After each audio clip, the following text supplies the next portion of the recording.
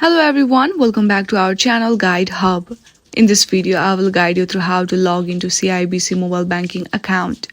For that, first of all, you have to launch CIBC Mobile Banking application on your device. Once the application is opened, there you will see two options. You just have to tap on already a CIBC client to log into your account. If you haven't registered yet, then simply tap on register button right over there. To log in, you just have to tap on sign on button.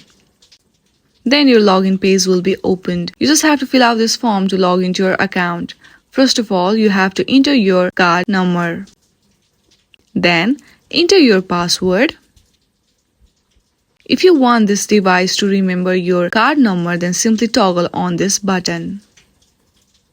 If you do not remember your password, then you can simply tap on reset password to reset your password. At last, you just have to tap on sign on button to log into your account. I hope this video was helpful. If you like this video, then please do not forget to like and subscribe to our channel. Thank you for watching.